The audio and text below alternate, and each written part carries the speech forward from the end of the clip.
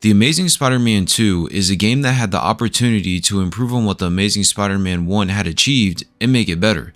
Unfortunately, this game did the exact opposite of that, making for one of the worst Spider-Man games I've ever played.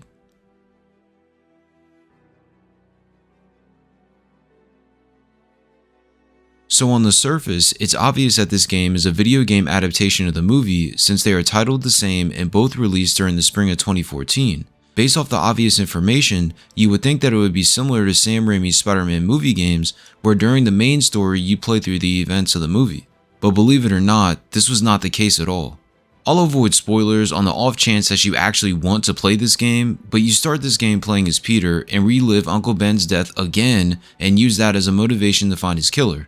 Once it starts, it's clear that this is not an adaptation of the movie, yet a standalone story with some movie beats thrown in. It's like the writers had a certain story they wanted to tell and just said, hey, let's just make sure we have this fight, that fight, and this scene in here, and then they can't say we didn't include aspects from the movie. To make matters worse, for the small moments that were included from the movie, they weren't fleshed out enough and just seemed to be thrown in there with little effort or planning. Now if you're watching this video, then I'm going to assume that you watched The Amazing Spider-Man 2 and know how that movie ends. In this game, the ending is completely different than what happens in the movie, as in the movie you fight Goblin and fail to save Gwen as she falls to her death in the clock tower. However, in this game, the final fight isn't even against Goblin, it's against someone else entirely. And if you thought that it couldn't get any worse, Gwen isn't even in the game. She was present right from the start of the first game, and then for some reason, she's just not in this one. For a game adaptation to not have a character from the movie that is extremely important to the story is insane. I could see if she was a side character or one that could be removed from the plot and make sense, but her death in the movie is the climax of the entire film, and without that moment, the whole tone of the film is completely different. Other than Spider-Man, the other characters in the game weren't memorable at all, except for Black Cat. It seems like every one of these Spider-Man games, the one thing Beanox gets right is the model for Black Cat, as she always looks great with every new iteration. Nonetheless, this story does the absolute bare minimum to recreate the pivotal moments that were present during the film. With it missing so much plot, I see no reason why to play through the story more than just one time. The gameplay is similar to the last game and does little to improve upon what the mechanics that the Amazing Spider-Man 1 had initially implemented. Just like before, you have access to an open world New York City, with most of the game taking place in Manhattan. For some reason that I don't understand, the camera is extremely close to Spider-Man as you swing all throughout the city. Keeping the camera close helps push the camera issue front and center. When you swing to each building, there are times where it's hard to angle the camera where you need it to be so you can look at what you want to look at, because it's locked right on top of you, so it's hard to see everything in sight. The web zipping is changed from previous games, as you still press a button to zip from place to place, but what makes this annoying is that there's a slight delay after pressing the button. The whole concept of web zipping is that you're supposed to go from rooftop to rooftop seamlessly with little effort. If you try to traverse across the city just using web zips, you will go fast, but the delay between each ending location makes it annoying because it feels like the game is lagging. Unsure if the devs wanted this to feel more cinematic, but the final result didn't reflect that decision.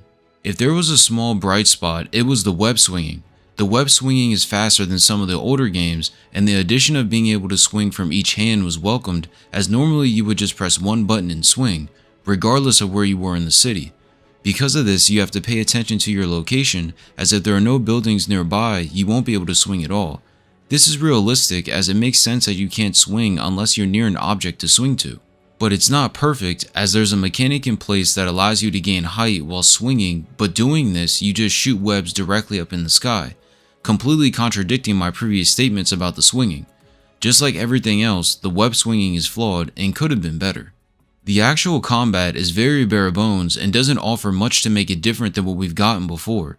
As expected, you can press one button to perform all of your attacks and then another button to dodge.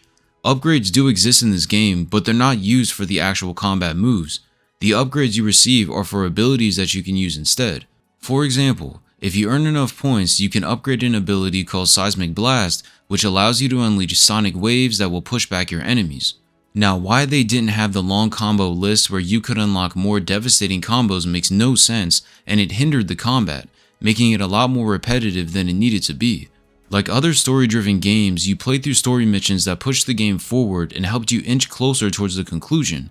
As I mentioned with the story earlier, these missions aren't from memorable moments from the movie. Additionally, these missions lack creativity as most of them are just go to a place, hide from the bad guys, beat down the bad guys, and then rescue the civilians. This game is pretty short as there's only 14 main story missions, so you can get through them all pretty fast. Upon starting a new game, you can choose from 3 difficulties: human, hero, and superhero. The scaling in difficulties is not great, as playing on human you do tons of damage to enemies while you receive very little, which is expected, but on superhero everything is more difficult, but not in the good way. Instead of having to use skill to defeat the enemies, what you're supposed to do in order to defeat the enemies is more difficult. Like for those sections where you have to sneak around and not get spotted by enemies, the enemies hear you and see you a lot faster, but even when you get out of sight, the attention gauge remains filled. Honestly, it doesn't matter what difficulty you play this game on, just beating the game one time is an accomplishment. When not doing story missions, you can partake in side activities that are scattered around the city that included beating up thugs in alleyways, stopping car chases, and saving people from burning buildings. These activities were here purely to affect your reputation in the public. A gimmick that was present was the reputation meter, which would increase or decrease based on your actions throughout the city. So if you were to perform heroic acts like rescuing civilians, this meter would increase towards hero, meaning that the city views you more as a hero, while on the other hand, if you ignore these activities, it would move towards menace, showing that the city views you more as a villain. Now at first glance, this appears to be a cool mechanic, similar to Web of Shadows where you had the choice to be good or be evil and embrace the symbiote. Where it falls short in this game is how you can spend all the time increasing the meter so it's all the way filled up towards hero, only for the game to take you through a mission, and then upon exiting that mission, your reputation meter is all the way towards left, pushing it towards menace. Doing this takes away all the incentive for completing the side activities in the first place. If you know that every time you complete a mission, your meter could be negatively impacted, then what's the point of grinding and completing side activities to increase the meter to begin with?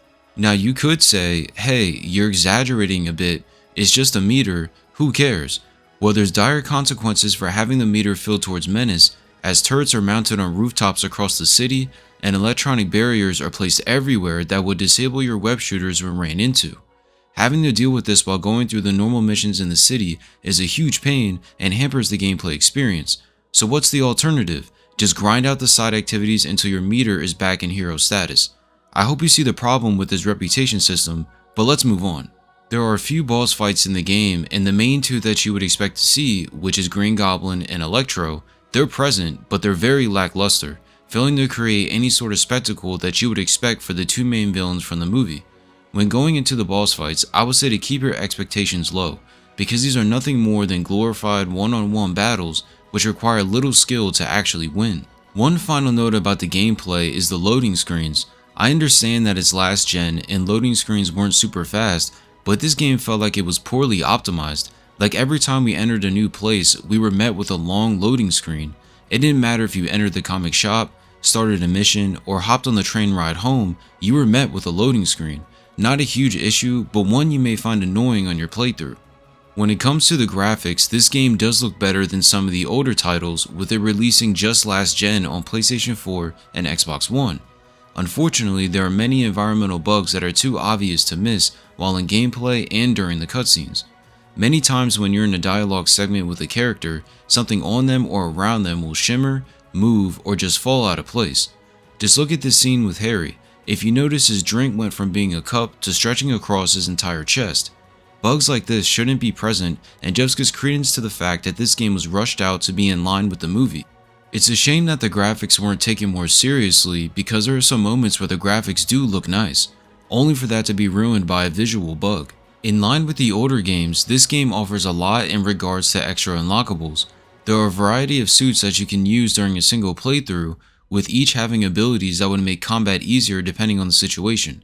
In the middle of the city, there's a comic book shop run by no other than Stan Lee, which houses comic book covers, figurines, and posters, which are unlocked by completing minigames inside the arcade machine in the back of the shop. These minigames aren't anything over the top, but had you complete certain challenges like defeating waves of enemies to unlock the posters.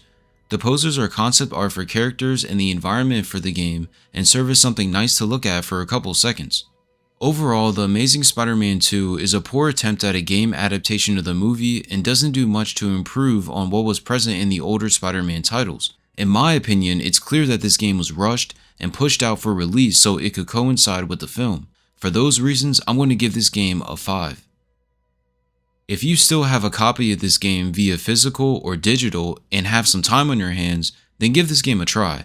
But if you don't have this game, I don't recommend buying this game at all. This is easily one of the worst, if not the worst, Spider-Man game I have ever played. What did you think about The Amazing Spider-Man 2? Where would you rank this among your favorite Spider-Man games? Let me know in the comment section below, and if you enjoyed the video, feel free to drop a like or subscribe, and I'll see you in the next one. You're Mr. Spider-Man! Just Spider-Man. Mr. Spider-Man was my father. What's your name? Max. Max Dillon. I'm in R&D. Well, Max, I need you to help me out. Be my eyes and ears. Can you do that? Really? I mean, yes! I won't let you down. Good. Get the hostages out through stairwell C. It's all clear. I really appreciate the help, partner. Partner?